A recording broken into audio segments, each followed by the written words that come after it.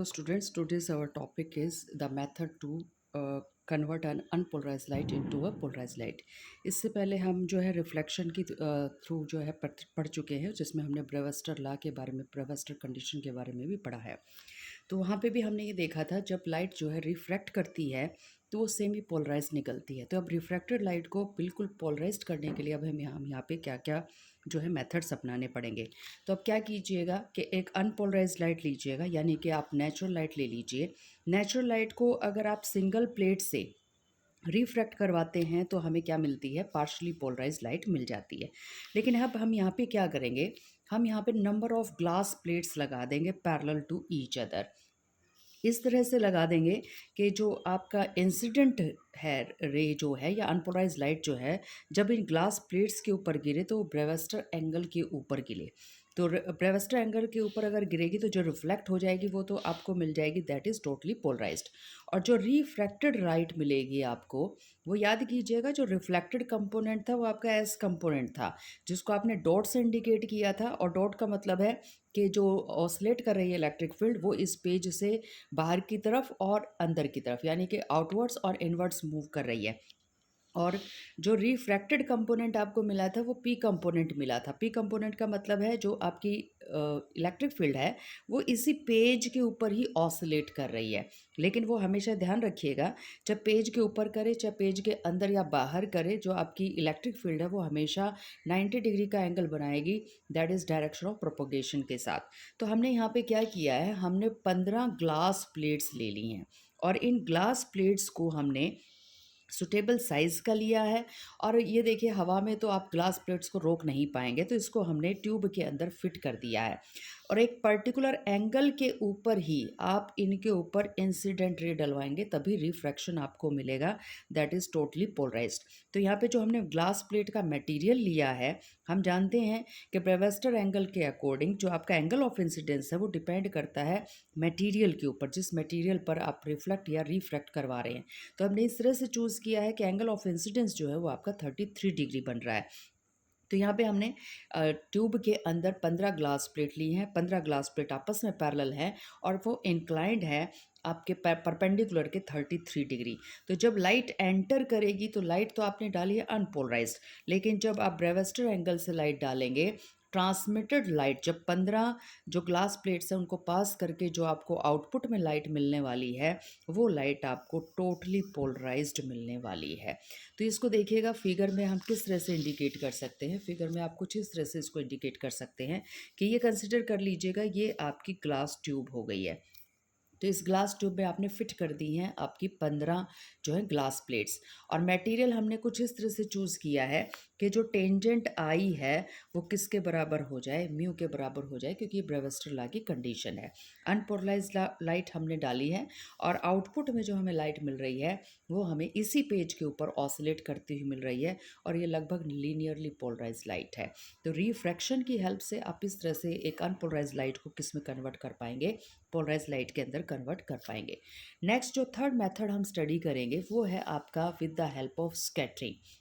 Scattering का मतलब ये है कि आप पार्टिकल लीजिए, डस्ट पार्टिकल भी हो सकता है या कोई और पार्टिकल भी हो सकता है, बस ध्यान ये रखिएगा जो पार्टिकल की डायमेंशंस हो, यानी कि जो पार्टिकल का साइज़ हो वो आपकी उस वेव की वेवलेंथ के बराबर होना चाहिए जो वेव आप इस पार्टिकल के ऊपर या इस मीडियम के ऊपर डाल रहे हैं। तो मान लीजिए कि लैम्डा वेवलेंथ के आपने रेडिएशंस डाले हैं, तो पार्टिकल का साइज़ लगभग लैम्डा और डी जो हैं आपके वो लगभग सेम से होने चाहिए। तो लाइट जो है टक्कर मार के डेविएट होने के बजाय ये जो आपकी लाइट है ये क्या कर जाती है, फैल जाती है। ये एक डायरेक्शन में नहीं जाती, ये आपकी इस तरह से फैल जाती है। जब आपकी लाइट जो है स्प्रेड होगी, स्कैटर करेगी, तो लॉन्ग डिस्टेंसेस मूव नहीं कर पाएगी। तो यहाँ पे स्कैटरिंग ऑफ लाइट के लिए कंडीशन है कि जो आपके पार्टिकल की थिकनेस है, जो पार्टिकल की डायमेंशंस है, वो कम से कम उस वेवलेंथ के इक्वल टू या सिमिलर होनी चाहिए। तो यहाँ पे हमने यही कंसिडर किया है कि आपके पास जो मीडियम है, पार्टिकल आपने जो मीडियम आपने कंसिडर किया है वो माइक्रोस्कोपिक पार्टिकल्स आपके पास होने चाहिए, और माइक्रोस्कोपिक से भी अल्ट्रा माइक्रोस्कोपिक होने चाहिए, यानी कि बहुत छोटे होने चाहिए। तो यहाँ पे अनपोलराइज लाइट आप डालिए। यहाँ पर आपने मीडियम के अंदर बहुत सारे पार्टिकल्स आप कंसिडर करे बैठे हैं। तो एक पार्टिकल क्या कर रहा है वो हम दिखा रहे हैं। एक पार्टिकल से पे जैसे ही आपकी जो लाइट मिलेगी वो बहुत सारी डायरेक्शंस के अंदर, यानी कि जितनी भी पॉसिबल डायरेक्शंस हैं उसके अंदर हमारी स्कैटर हो जाएगी। और अगर आप एक पर्टिकुलर डायरेक्शन में देखें, यानी कि इंसिडेंट रे और इस लाइट की जो स्कैटरिंग मिले आपको वो मिले 90 डिग्री के ऊपर, यानी कि ये जो एंगल आपके पास है जिसमें ये 90 डिग्री का एंगल बन रहा है स्कैटर्ड लाइट में और इंसिडेंट लाइट में, यहाँ पर आपको मिलती है प्लेन पोलराइज लाइट, यानी कि टोटली पोलराइज लाइट आपको मिल जाएगी। बाकी डायरेक्शंस में क्या होगा, बाकी डायरेक्शंस में जो आपको स्कैटर्ड लाइट मिल रही है that will be partially polarised. यहाँ पर पार्शली पोलराइज लाइट आपको मिलने वाली है। तो इसमें हम क्या कर रहे हैं कि आपने पोलराइज अनपोलराइज लाइट को डाला, और अनपोलराइज लाइट में हम सबसे इजी एग्जांपल कौन सा ले चलते हैं नेचुरल लाइट का ले चलते हैं। तो नेचुरल लाइट को डालिए किसी भी मीडियम के अंदर। मीडियम का आपको पता है पार्टिकल का साइज़ जो है वो किसके साथ मैच होना चाहिए, आपकी नेचुरल लाइट की वेवलेंथ के बराबर होना चाहिए। और नेचुरल लाइट में आपको पता है कि विबग्योर की आप बात कर रहे हैं, तो विबग्योर में आप 4000 से लेकर और 8000 की आर्मस्ट्रॉन्ग की, यानी कि 10⁻⁻10 मीटर की बात करें तो सोच लीजिएगा कि पार्टिकल का साइज़ कितना होगा।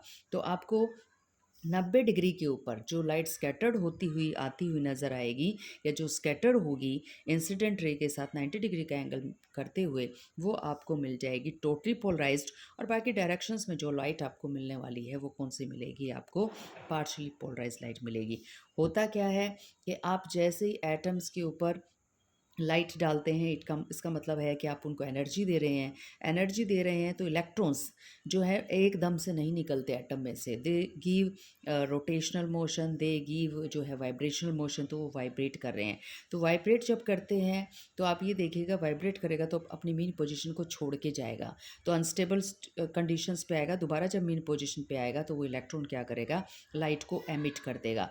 और लाइट को अगर वो 90 डिग्री के ऊपर एमिट कर रहा है टू इट्स वाइब्रेशन, यानी कि जिस डायरेक्शन में इलेक्ट्रॉन वाइब्रेट कर रहा है उसके साथ अगर 90 डिग्री का एंगल बनाते हुए रेडिएशन एमिट करता है इलेक्ट्रॉन, तो वो एमिशंस आपके पास फुली पोलराइज्ड या कहिए टोटली पोलराइज्ड या कहिए पोलराइज्ड एमिशंस आपको मिलने वाले हैं। तो यहाँ पे हमने ये देख लिया कि अगर वाइब्रेशंस हो रहे हैं इलेक्ट्रॉन के 90 डिग्री के साथ, अगर वो वाइब्रेट कर रहा है तो आपको यहाँ पे स्ट्रॉन्गली पोलराइज लाइट मिलने वाली है। लेकिन अब यहाँ पे आप ये भी कह सकते हैं कि एक पार्टिकल तो है नहीं मीडियम के अंदर, एक पार्टिकल को पिक करके आप तो डाल नहीं पाएंगे। तो जहाँ पे लाइट जो है एक पार्टिकल के साथ स्ट्राइक करेगी और इस पार्टिकल से स्ट्राइक करने के बाद फिर दोबारा फिर स्कैटर हो जाएगी, दोबारा फिर स्कैटर हो जाएगी। तो ये प्रोसेस आपका चलता जाएगा। जो फर्स्ट स्कैटरिंग में आपको लाइट मिलने वाली है वो मिलने वाली है टोटली पोलराइज्ड। अगर आपकी सेकंड स्कैटरिंग या थर्ड स्कैटरिंग होगी, आप बेशक 90 डिग्री के एंगल में या 90 डिग्री के डायरेक्शन में देखते रहिएगा, वहाँ पर आपको टोटली पोलराइज्ड लाइट नहीं मिलने वाली। तो अगर मल्टीपल स्कैटरिंग हो रही है तो, और मल्टीपल भी क्या, एक से ज़्यादा अगर हो रही है, दो भी हो रही हैं, तो 90 डिग्री की डायरेक्शन के अंदर, और 90 डिग्री किससे देखा जा रहा है, डायरेक्शन ऑफ इंसिडेंस से देखा जा रहा है, जिस डायरेक्शन में आपने लाइट इंसिडेंट की है मटेरियल के ऊपर, तो आपको यहाँ पे लेस पोलराइज लाइट या कहिए पार्शली पोलराइज लाइट मिलने वाली है। तो इसके बाद जो है नेक्स्ट टॉपिक जो हमारा रहेगा, अभी हमारे दो मेथड्स और भी रहते हैं कि पोलराइजेशन करवाना है हमें सिलेक्टिव एब्जॉर्प्शन मेथड से, और पोलराइजेशन करवाना है हमें डबल रिफ्रैक्शन मेथड से। तो इनको थोड़ा सा ब्रीफली हम डिस्कस करेंगे in the type methods of polarisation. और ये जो बाकी दो मेथड्स हम स्टडी करने वाले हैं इनको बहुत डिटेल में आप स्टडी करेंगे क्योंकि आपके सिलेबस में भी हैं। तो यहाँ पे थोड़ा सा नेक्स्ट जो आपका लेक्चर रहेगा उसमें थोड़ा सा हिंट हम देंगे कि नेक्स्ट जो आपके प्रोसेस हैं वो कौन कौन से प्रोसेस हैं। तो आज के लिए बस इतना ही। Have a nice day.